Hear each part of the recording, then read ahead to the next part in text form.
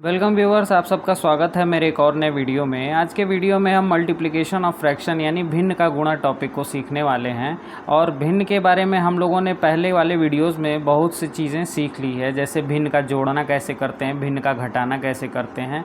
इन topics को हम पिछले वीडियोज़ में कवर कर चुके हैं।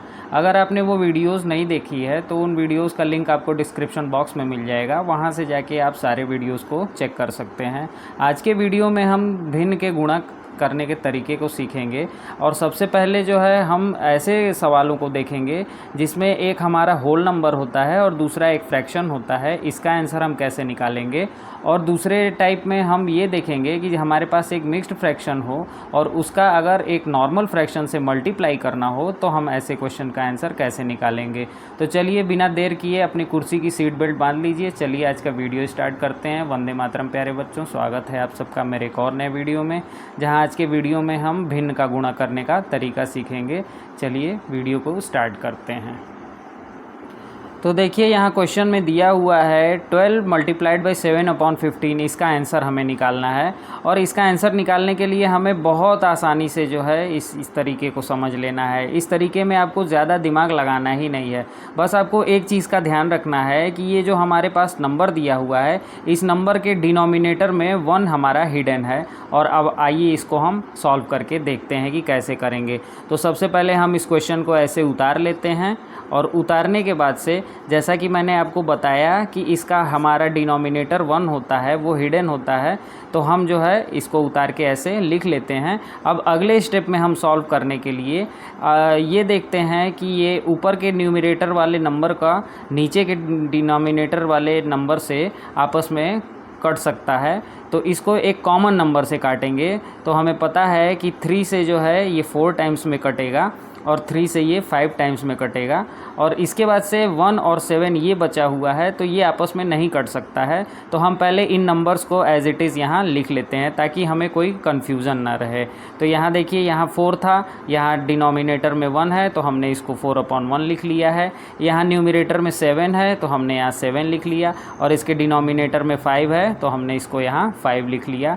अब हमारे पास ये नंबर ऐसा मिला हुआ है कि ये आपस में कोई नंबर आपस में एक दूसरे से नहीं कट सकता है।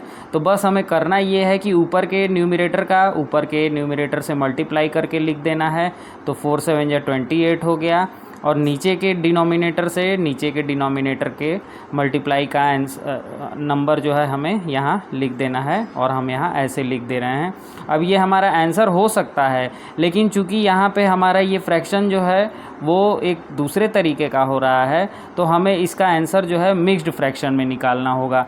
अब मिक्स्ड फ्रैक्शन में आंसर कैसे निकालते हैं, ये अगर आप नहीं जानते हैं तो आप ये जान लीजिए कि ये नीचे वाले डिनोमिनेटर से ऊपर वाले न्यूमरेटर में मल्टीप्लाई कर देते हैं। जो रिमाइंडर बचेगा वही रिमाइंडर जो है हम बीच में लिख लेंगे। आइए करके देखते हैं। जैसे यहाँ देखिए, ऊपर 28 है, नीचे 5 है, तो 5 का 5 टाइम्स टेबल पढ़ेंगे तो 25 हो जाएगा। 3 रिमाइंडर हमारे पास बच रहा है, तो रिमाइंडर को हम ऊपर लिख दे रहे हैं। और ये 5 जो है हमारा डिनोमिनेटर में आ गया और यही इस क्वेश्चन का आंसर हो गया। अब इस दूसरे क्वेश्चन को हम देखते हैं। ये दूसरे क्वेश्चन में कह रहा है कि ये हमारा एक मिक्स्ड फ्रैक्शन दिया हुआ है और एक ये नॉर्मल फ्रैक्शन दिया हुआ है, इसका मल्टीप्लाई हमें करना है। तो सबसे पहले हम क्वेश्चन को एज इट इज़ उतार लेते हैं ताकि हमें जो है किसी तरीके की कोई कन्फ्यूजन ना रहे। हम यहाँ ऐसे नोट कर लेते हैं। अब ऐसे करने के बाद से हम ऐसे आपस में इन नंबर्स को नहीं काट सकते हैं। इसके लिए हमें इस मिक्स्ड फ्रैक्शन को पहले प्रॉपर फ्रैक्शन में चेंज करना होगा। तो इससे इसका मल्टीप्लाई करके इसको ऐड कर देंगे तो हमारा ये जो मिक्स्ड फ्रैक्शन है ये प्रॉपर फ्रैक्शन में चेंज हो जाएगा।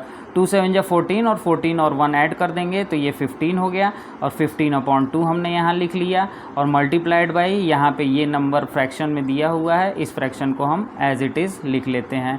अब हम यहाँ ये देखें कि क्या इस ऊपर वाले नंबर का नीचे नंबर वाले से डिवाइड हो सकता है, तो नहीं हो सकता है। ऐसे ही इस नंबर का इस नंबर से नहीं डिवाइड होगा, इस नंबर का इस नंबर से कोई डिवाइड नहीं होगा।